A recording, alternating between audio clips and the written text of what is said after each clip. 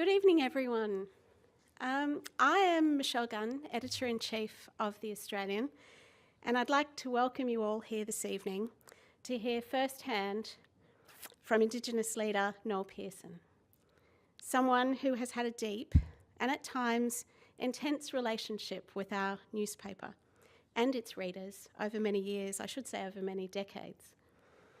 Thank you, Noel, for agreeing to speak to us this evening as you travel the country campaigning for constitutional recognition and the voice to Parliament. I'd also like to acknowledge a few special guests in the audience. Constitutional lawyer Megan Davis was due to be here.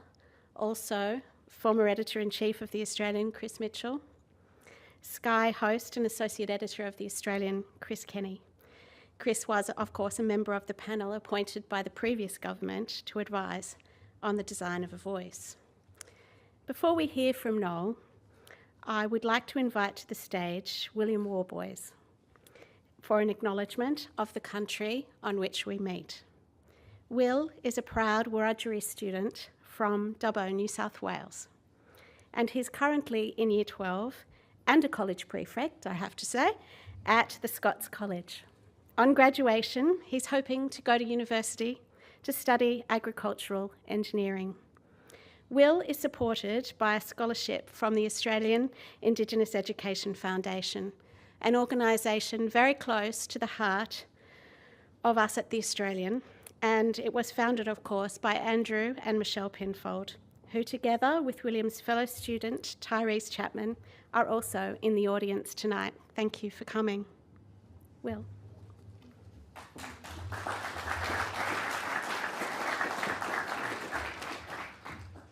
Good afternoon. My name is William Warboys. I'm a proud Aboriginal student whose family hails from a Wiradjuri tribe in Dubbo, New South Wales, about 390 k's from west of Sydney. I'd like to acknowledge the traditional owners of the country throughout Australia and their continuing connection to land, culture and community. I'd acknowledge that we gather here on Gadigal lands of the Eora Nation and pay my respects to elders past and emerging. I extend my respects to the Aboriginal and Torres Strait Islander people here today. I'm currently in Year 12 at the Scots College here in New South Wales on an AIEF scholarship. I've been boarding there since Year 7. I'm committed to my educational journey and have an opportunity to attend Scots has opened many doors. I especially enjoy rugby in cadets and this year being part of the premiership winning 3rd 15 rugby team. I'm inspired by my grandfather, Malcolm Morris, a man who plays a large role in my family and the community, connecting us with culture throughout hunting, carving and language. In the future, I'd like to finish Year 12 and go to university so I can study agricultural engineering and show the younger generation that it is possible. Whatever I do, I want to make my family proud.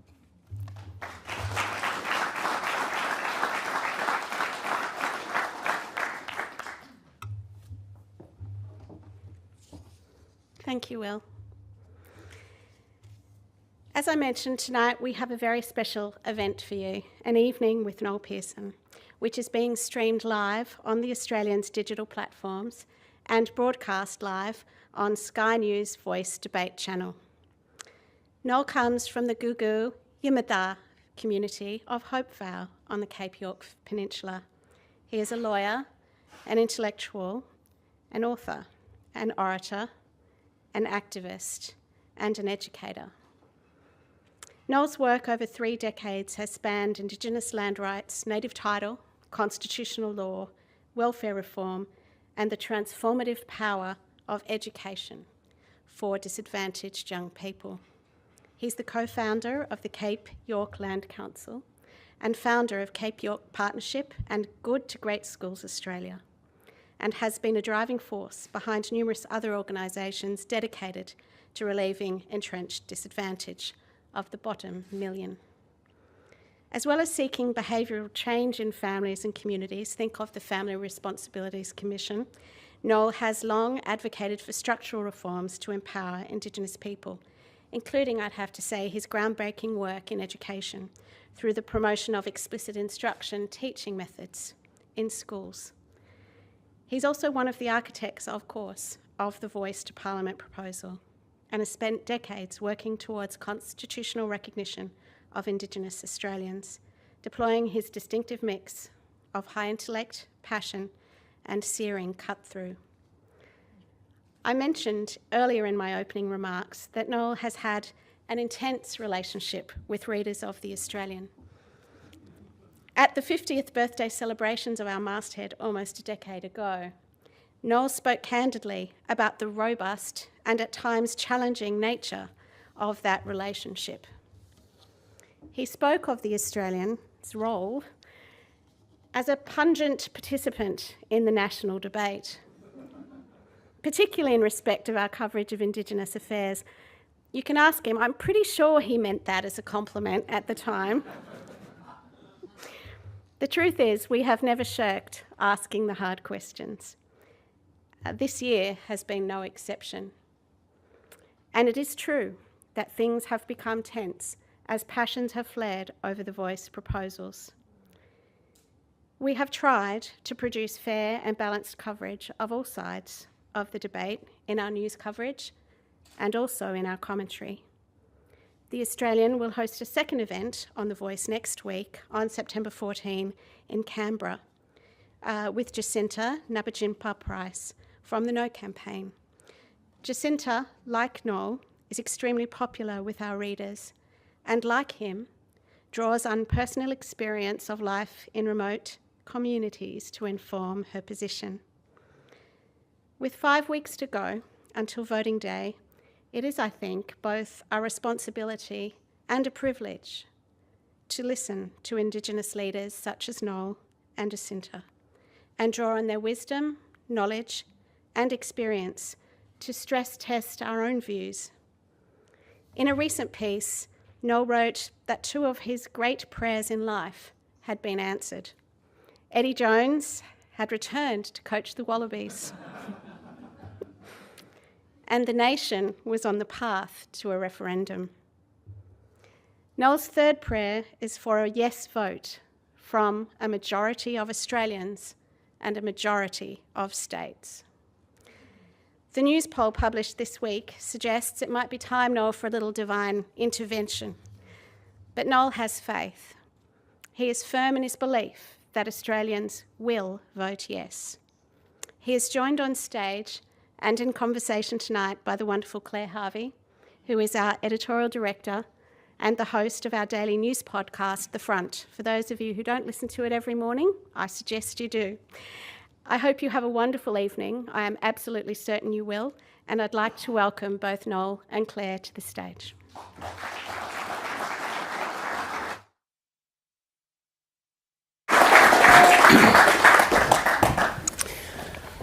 Thank you very much, Michelle. Thank you, Noel, for giving us your time. We really, really appreciate it. Thank you. So this is an opportunity to tell us if you want to change one of those prayers. Do you want to swap out Eddie Jones for something else? We're dealing with Houdini. And I was a contender back in the day. It all ended in front of St John's at Sydney University when I was in Colts. Suddenly and tragically, but I always considered myself a Mark Ella Brain trapped in a Paul Murray boy.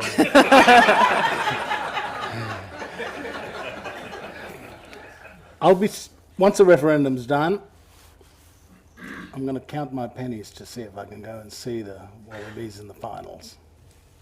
It's a good dream. I spent the weekend listening again to your Boyer lectures from last year, which I must recommend to anyone who hasn't heard them. They're a masterfully concise and powerful explanation of the genesis of the voice idea. One of the most compelling arguments you make in those lectures is that the voice would be the ultimate act of Aboriginal and Torres Strait Islanders taking responsibility for the course of their own lives. That idea of responsibility has been at the centre of your life's work. Can you give me a sense of how you see it in the voice context? It's absolutely central. It's an agenda that I started in 1999. I went to see Chris Mitchell at the Courier Mail, and he hooked me up with Peter Beattie, and our responsibility agenda started from then. And of course the Australian under Chris has been a huge champion of our work on the responsibility side. I'd spent 10 years since university, just down the road here at Phillip Street. I'd spent 10 years fighting for land rights, fighting for rights. Fortuitously, I'd left law school just at the moment of Mabo, but after 10 years I thought Rosemary Neale's writing, actually, in The Australian, pricked my conscience, forced me to confront the social and cultural and economic condition of our people. And so Chris really helped us with that agenda in Cape York. The Australian was a champion of that agenda, has always been. It was talking about an issue that nobody else was talking about. And I felt that the responsibilities agenda was a complement to the rights agenda that I'd been first focused on. Of course, it meant that I had to incur the wrath of my fellow travellers on the left who supported me on Mabo and Indigenous rights, but who were very perplexed and hostile about this talk about responsibility, seeing it as right-wing language and resisting it. But the two have got to come together, is my conviction. You've got to have rights and responsibilities. I actually support native title and welfare reform. We've got to get the two things in balance. And my entire public life for my people has been dedicated towards getting a complementary approach of rights and responsibilities. And I believe that this voice proposal will lock that whole paradigm together. Rights and responsibilities, empowerment from the ground up. And what is empowerment other than these two boys, supported by their mothers, supported by their families, climbing to a better life for themselves and eventually giving back to their community. That's empowerment from the ground up. But what has to complement the empowerment is the recognition. So I see it as a pyramid. Empowerment and recognition go together. So we have the opportunity on October the 14th to actually pull the rights and the responsibilities and the empowerment and the recognition together. And I believe that'll be a formula for transformation of my people. Those fellow travellers you mentioned, they're the well-meaning lefties who are running the Voice campaign. Yep. Why are we not hearing from them about responsibility? Why are we only hearing that this is a nice, polite thing to do? Well, 20 years later now, you know, we've been pushing the responsibilities agenda with the support of the Australian. Just steadfast support from the Oz over the 2 decades. And the conversation spread. Claire, it has. There's at least a dozen places around Australia, in the Kimberley, Sejuna, South Australia, Shepparton, La Perouse in this city. And there's a dozen in Arnhem Land with Yunupingu's mob. We're all talking the same language about the importance of our right to take responsibility. That's our main right, our right to take responsibility. And until we take responsibility, there'll be no turnaround in closing the gap. You know, Eleanor Roosevelt said, there's nothing the government can do that people are unwilling to do for themselves. And it was true back then, it's true today. And I believe, I have to tell the Australian and my friends who read the Australian, you've got to understand that if we don't complement rights with responsibilities and empowerment, people climbing to a better life motivated by a passion for themselves and their children, at the end of the day, you can't have progress unless people are prepared to climb with their own legs. But it's got to be complemented by structural reform as well. Recognition is important, and both psychologically and spiritually and politically. We need structural reform in the form of a voice and an acknowledgement of recognition to pull the whole story together. And as someone who's spent 2 decades in my own community, having the hard arguments, you think my mob like me talking about responsibility? They love it when I talk about their rights and how they've been victimised through history. They don't like it when I say, take responsibility for your children. Nobody's going to save you until you get your family together and you set them up for a better life. And that I can tell you of the fantastic promise and success that I've seen. We run a schools program similar to AIEF. We have 120 kids at any one time attending the best schools in Queensland. And our Year 12 retention rate, I saw the figures, 93%. Finish Year 12.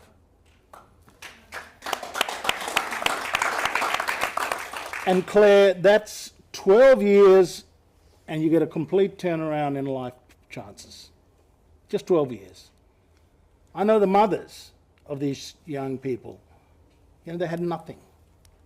And yet they've invested in their kids, and 12 years later, the return on the investment is just amazing. For many months now, there's been a call for detail. You hear it in the corner shop, you hear it on television, you hear it in Parliament, the request for more detail. And we could have a debate about whether enough detail has been provided. But instead, can you paint us a picture of what a typical day or a week or a month in the life of The Voice would be? Where would they be meeting? How many of them would there be? What would they be talking about? And then what? We need voices at the local level. The Conservatives are right about that. We need local and regional voices. That's the important place where deals between government and local communities are made about practical matters relating to health and education and housing and infrastructure. All of those, if they're not happening at Wilcannia, nothing's happening. If it's not happening at Aurukun, nothing is happening. So really the voice needs to play out at the local level and the regional level. The voice in Canberra needs to tackle the big policy questions that actually determine whether you can do those things on the ground. Like, is work for the dole a good thing? Is the CDP program so-called?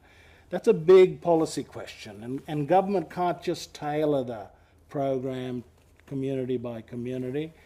It needs to make big policy decisions in Canberra. Our scholarship programs, they're extremely successful. The 3 big ones in the country, AIEF being the biggest. Okay, what's the policy lesson to be learned from all of this success we've had out of getting kids into boarding schools? That is a big policy question that we need to advocate in Canberra to say, why aren't we growing this thing that is already proven to be successful? And how can we do more to prepare children back in their primary schools back home so that they can succeed even better when they get to these great schools?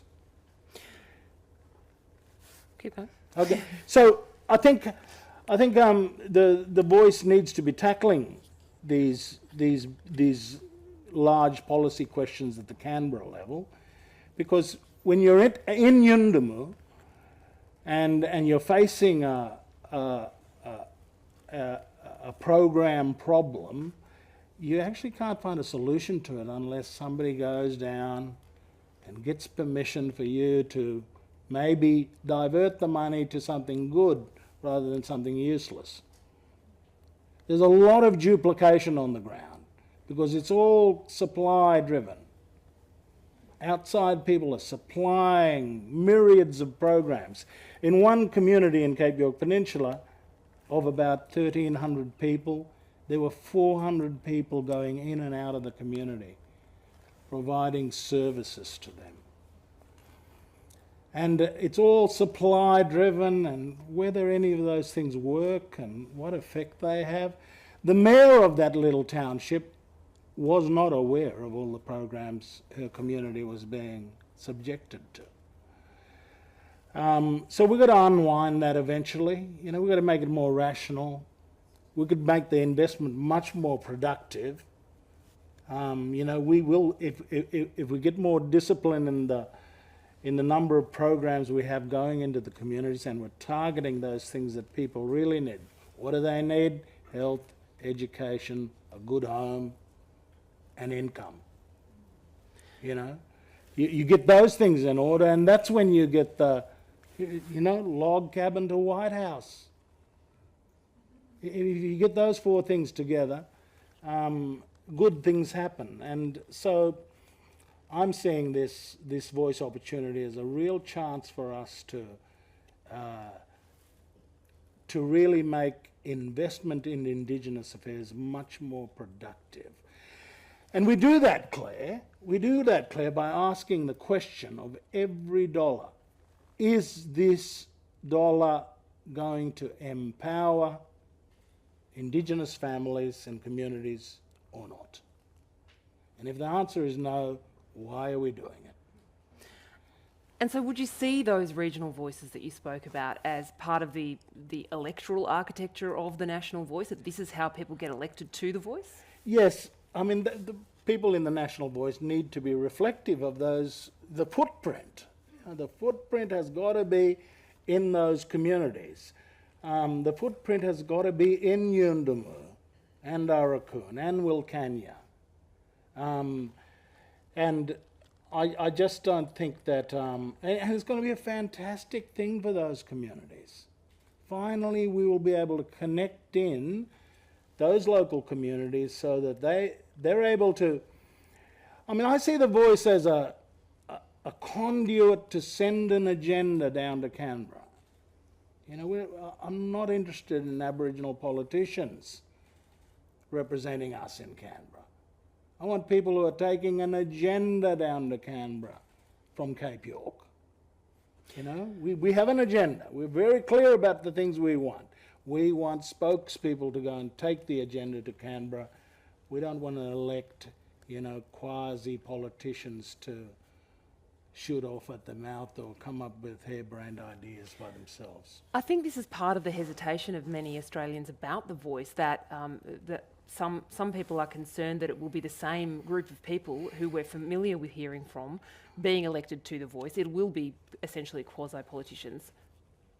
I think Australians are yet to see the talent that sits under my generation.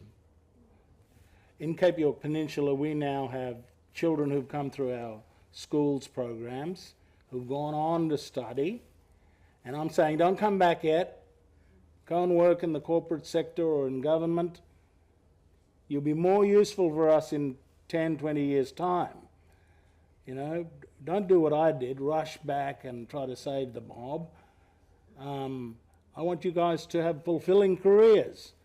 And the networks you're going to bring back to us, you know, 15, 20 years down the track, are going to be so much more valuable. But at the same time, I have to say, we have cultivated a leadership.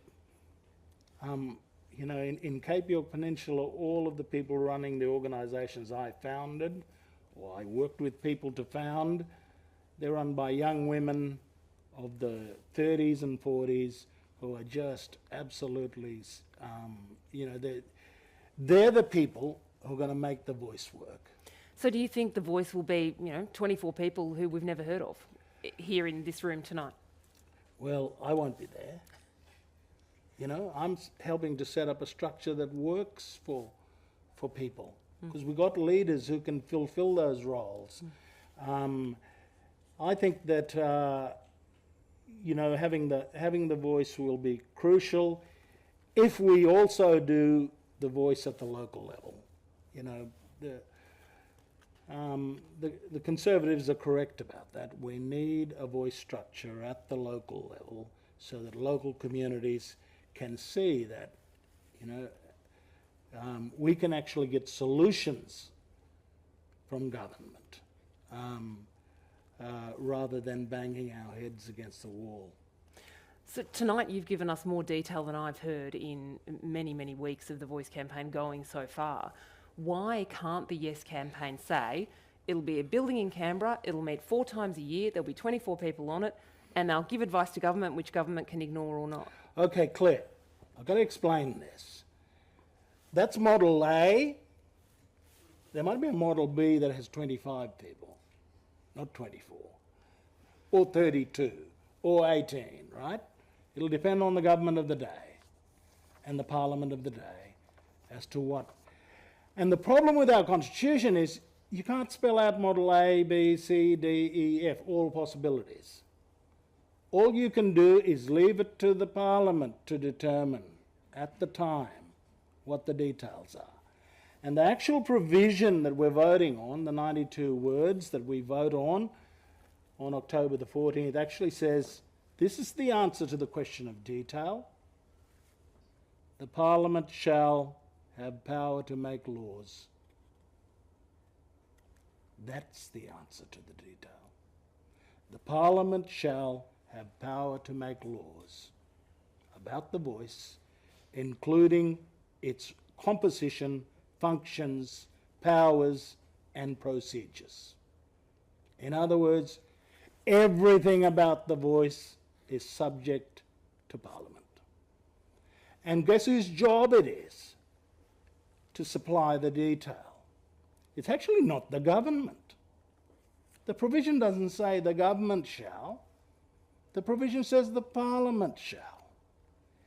So, you know, I or the leader of the government or anybody else could say, this is the detail here. That is only a proposition. The actual detail needs to go through the House and it needs to go through the Senate. It's got to get a majority somehow through the Senate, not controlled by the government. And in 5-10 years' time, it's entirely possible that a new parliament decides, oh, we want to change the voice. And they could do that. A new parliament could change the model of the voice.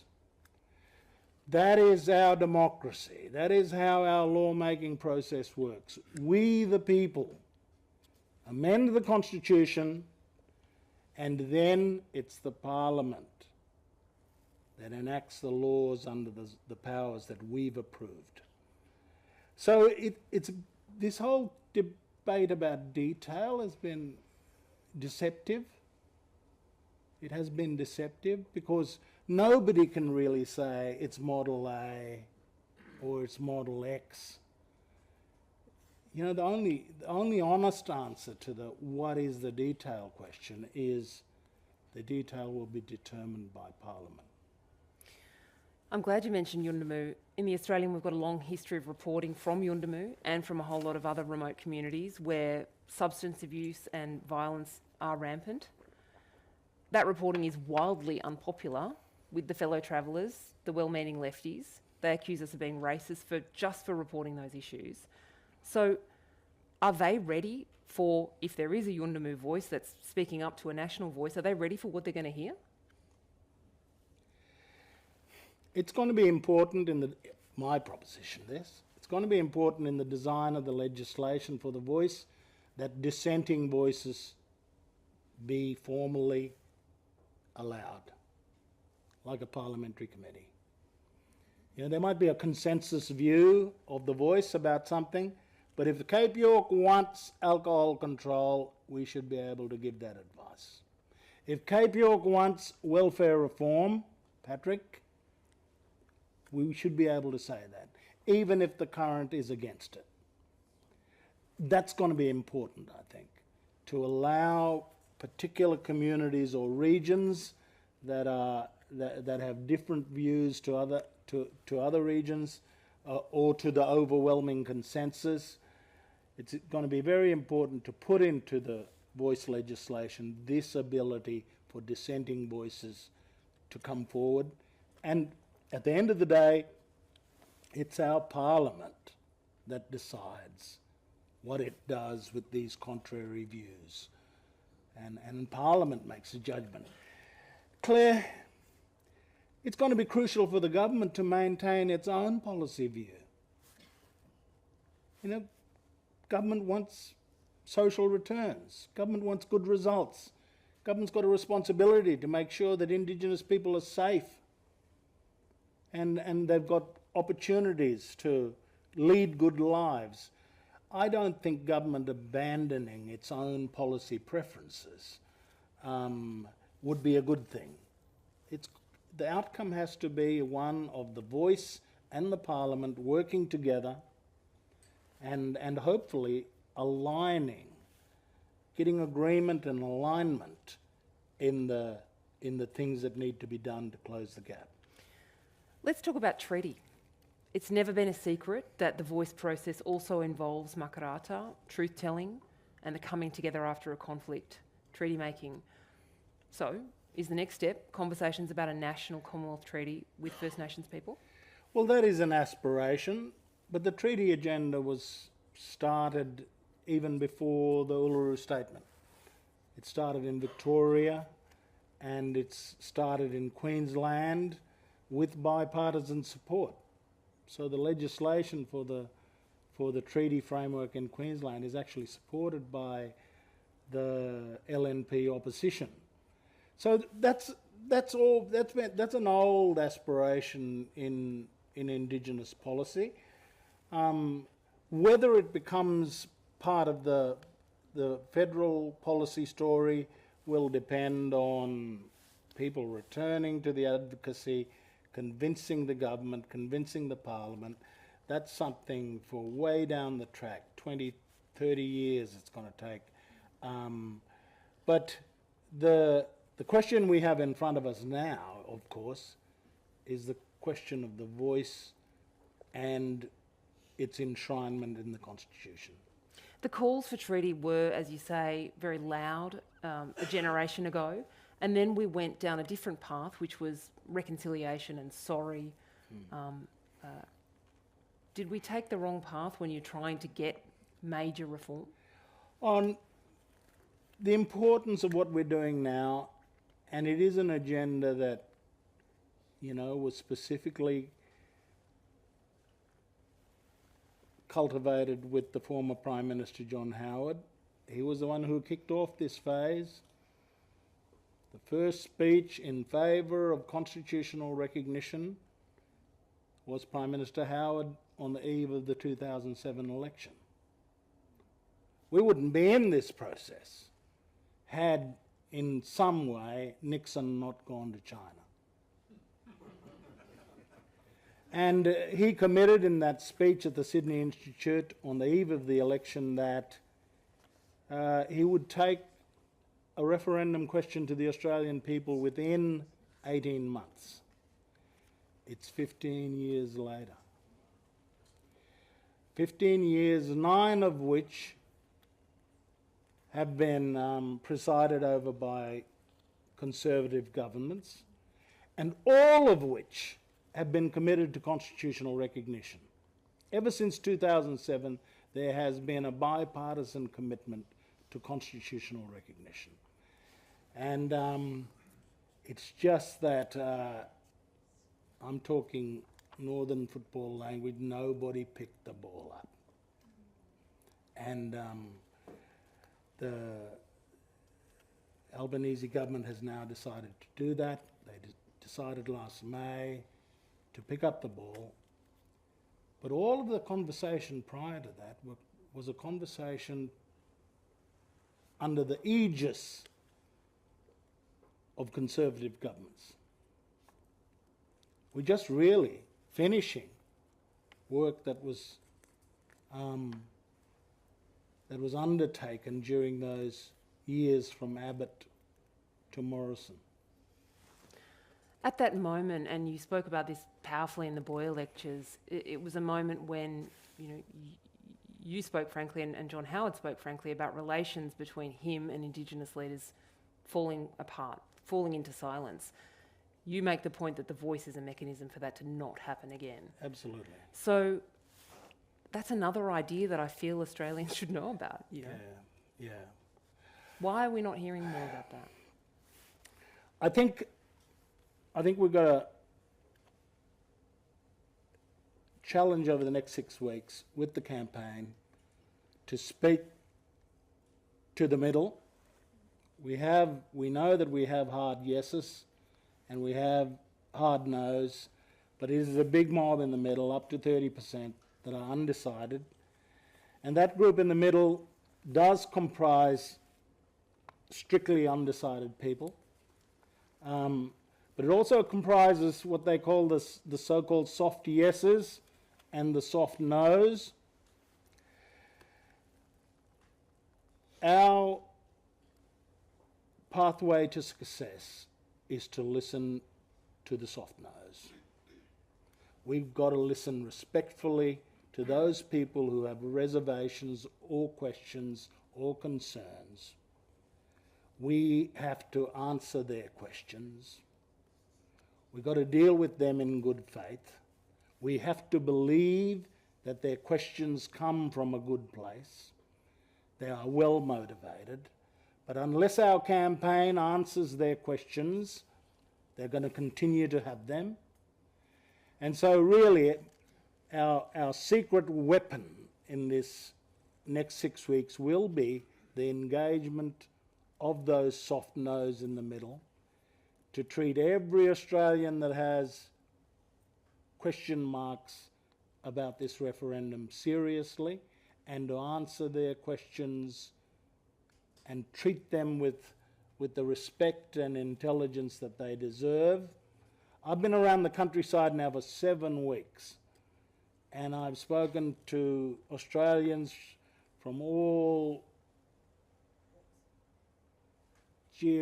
geographies and political backgrounds. I came last night from an extraordinary meeting with the Warrigal community in Victoria, Darren Chester's National Party country, and I could not have been more pleased at the willingness of people to put their questions and listen to answers. And it behoves the Yes campaign to treat respectfully the questions that Australians have.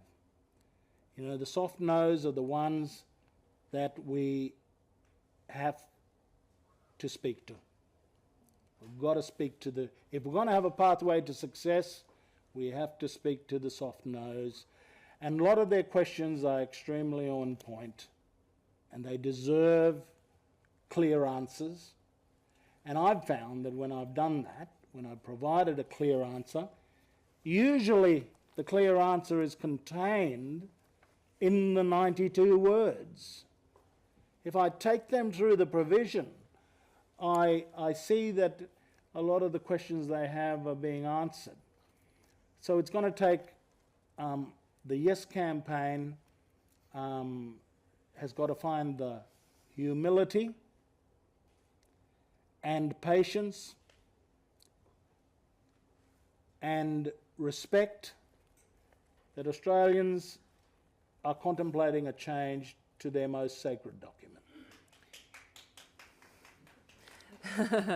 Thank It you. is an important document to everyone, and it should not be lightly changed.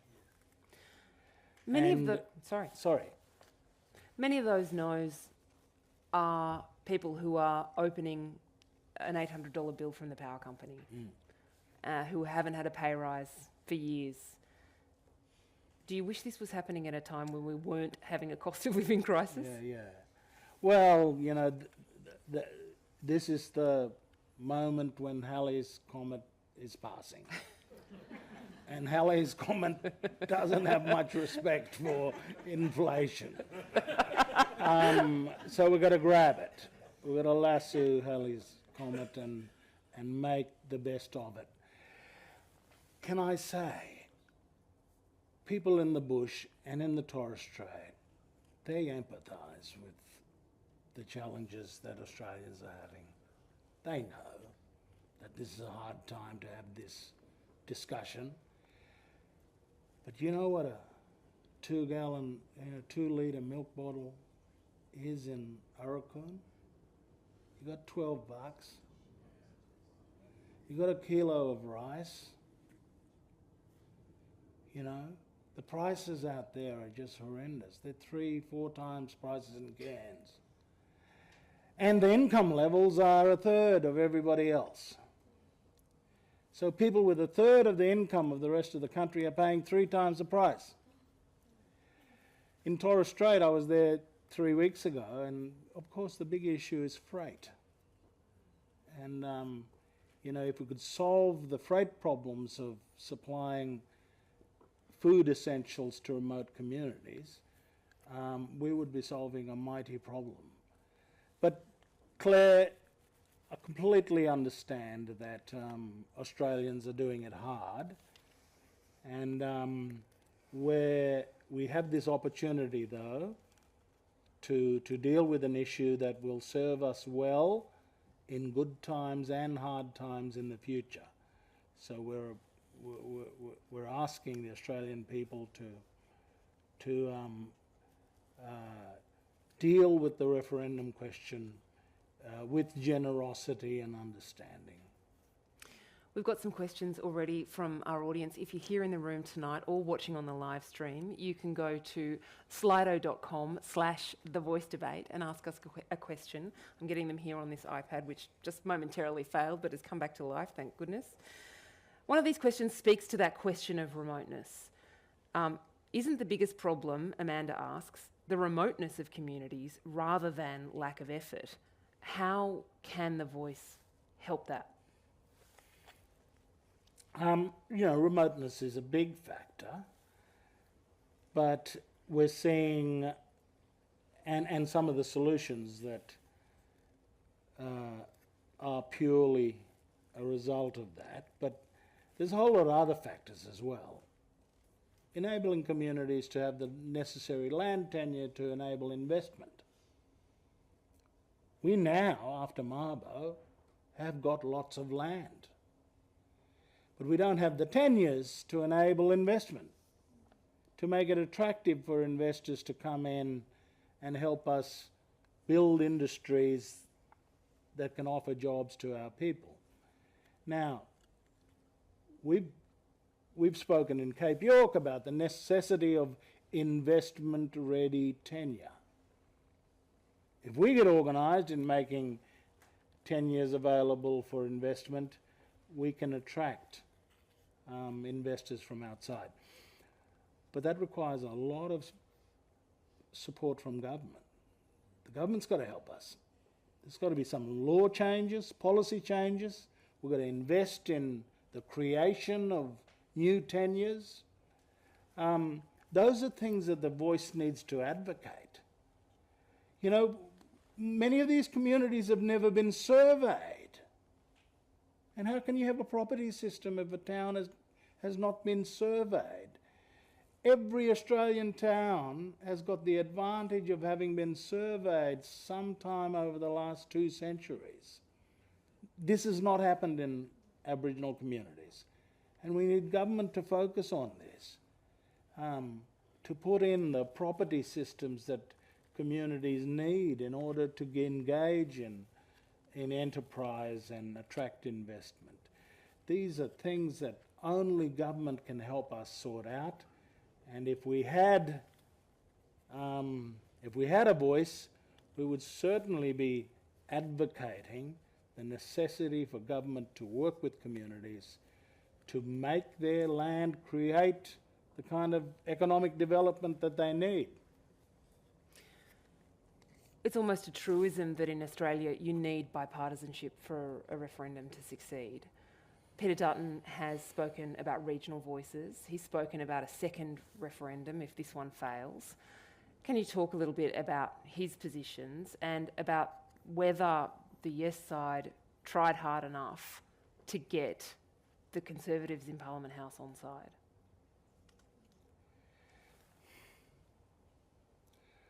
We tried for 15 years and we succeeded. We had John Howard start the process. And then at every election since then, the Liberal National Party had policies committed to constitutional recognition. They set up processes, parliamentary processes and public consultation processes that eventually led to The Voice. We went, Indigenous people engaged in the democratic processes of Australia to come up with the voice. We played according to the rules. We participated in parliamentary consultations. We put submissions in. There were 3 parliamentary processes during these 15 years and 3 public consultation processes. No public policy issue has been the subject of more report writing and process than this one. And Indigenous people participated in good faith. And when we were advised by retired High Court judges not to chuck 5, 6, 7, 8 proposals into the bucket of constitutional reform to the Parliament, our advice that we received was, have one good idea. That's it. We took the advice. And we believed that the voice was the best idea.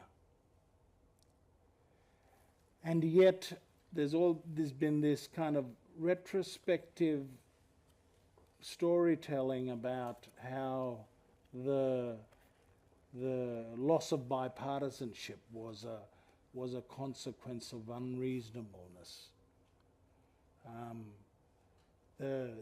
Every pivot along this process was undertaken by Indigenous people. Every pivot. Whenever you're in a negotiation, somebody's got to move. It's just that we were negotiating with, or not even negotiating, we were dealing with governments that indicated no position along the way. And every move to advance this thing came from us. Oh, we better make sure that the High Court can't use this to interpret some radical view of the Constitution. We were the ones who wanted the thing to be injusticiable. And so all along, and we've arrived at a very safe proposal. You put a Geiger counter on this, you won't get a beep out of it. You know, it is as inert as a constitutional provision can ever be, because it's just setting up a body, it's authorising the Parliament to do it, and the body will make representations. What's make representations? It's Democracy 101. You know, the Mining Industry Council makes representations. Parliament may or may not listen to them. Qantas makes representations. There's always listened to. But you know what I mean. Making representations is what all citizens do and all organisations do. And that's all the Voice will be able to do. It's an advisory committee. It's an advisory committee in the true meaning of the word. And yet Indigenous people chose the voice as their most preferred idea, and you know, I think they were that was the right decision. But it is, you know, in the scheme of things, it is such a modest proposal. It is so modest. It's not going to change our democracy. Our lawmaking process will remain in the hands of the elected MPs and senators. The Voice changes nothing about the way the lawmaking process works. Nothing. Doesn't delay it, doesn't limit it, doesn't hinder it. None of the advice it provides needs to be listened to. If it changes nothing, why do you need it? Because we expect the Parliament to listen to the advice, and if it's good advice, to follow it. But you want us to listen to vote for all Indigenous Australians, yet Anthony Dillon, Jacinta Price, and Warren Mundine, they're Indigenous. Yeah. They're saying no. Why do you think the Voice will listen to you if they won't listen to them? Well, the Voice will be a constitutional body. It'll be recognised by the Constitution, backed by the will of the Australian people. And of course, none of the advice will be binding. One of the most clear reasons in my mind for the Voice is the issue of rheumatic heart disease. A big problem in remote communities. Problem shared with Bangladesh and India. Once you have the fever as a child or a toddler, your heart is compromised for life. And you're susceptible to early death. It's a disease that's been eradicated all around the world. All around the world. And yet the cases in remote Australia are still tragically very high. If you ever hear of a football player who has died suddenly on a pitch in a remote community, you can almost bet your life that that's a case of rheumatic heart disease. Anyway, I checked the Hansard for our local member, who's represented Cape York and the Torres Strait for 26 years. 26 years. And he's uttered not one word about rheumatic heart disease. So why not? What's wrong with parliamentary democracy? Well, that is the problem. It's a competitive place. And politicians have got lots of other agendas that they're attending to.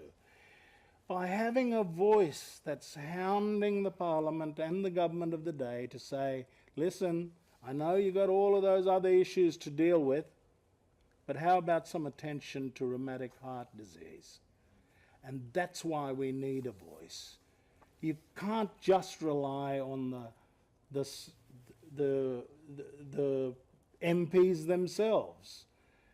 There are many issues we need to bring forward to the attention of the lawmakers and the government.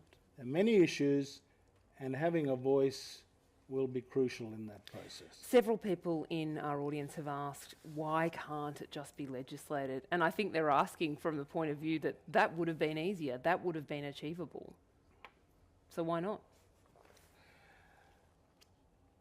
The other provision that's in this is a guarantee, the guarantee of permanency, that a government dissatisfied with a voice can just scrap it and never replace it.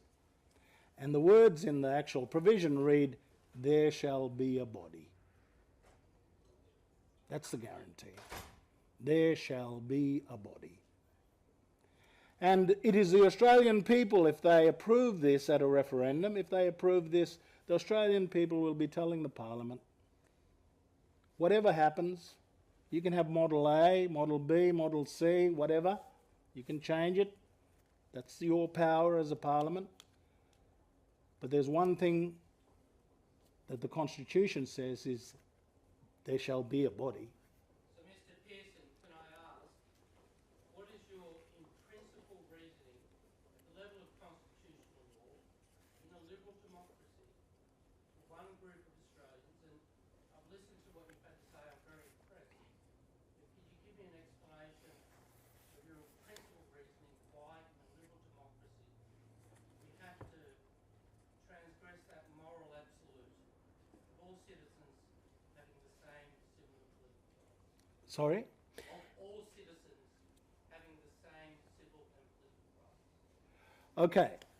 I thought I answered that by saying nothing in the parliamentary process is affected by this.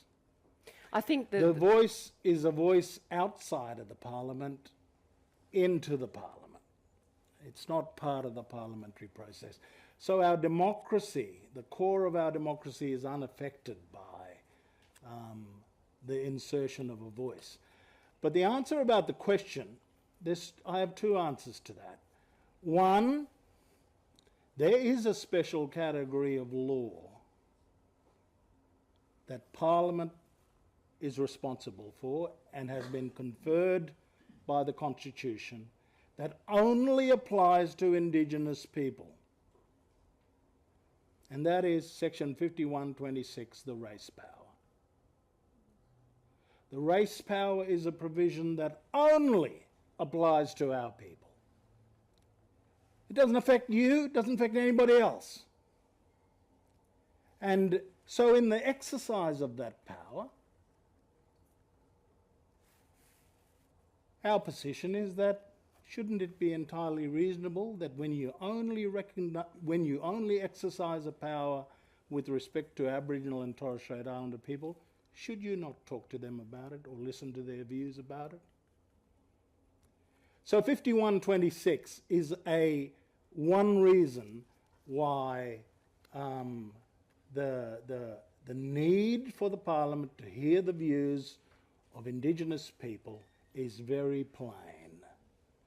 Because it's the race power, and race is an outdated concept, or should be, there's every susceptibility that a law generated under a race power could be racially discriminatory. And for that reason, receiving the voices of Aboriginal and Torres Strait Islander people whenever Parliament is contemplating a law, exercising a law under that provision, is justified in my view. Claire, one basic other reason in answer to the moral... What were your words, sorry? It's a moral absolute. Moral absolute. Let me talk about another moral absolute. The preambular words to this provision read this: in recognition of Aboriginal and Torres Strait Islander peoples as the first peoples of Australia. We're doing this to recognise another moral absolute, to borrow his terminology. And that is a kind of simple fact that we were the first peoples of Australia. You reckon we could do this? You reckon we could recognise that before 26 January 1788 there were a people in this country? And those are the words, in recognition as the first peoples of Australia. The profundity of what we will do in terms of recognition and the importance of it, I think that is the moral profundity. Please join me in thanking Noel Pearson. I'll ask Michelle to come to the stage. Noel, thank you very much. Thank you. We appreciate your time very deeply. Thank you very much for giving us your wisdom. And I'd like Michelle to close the event.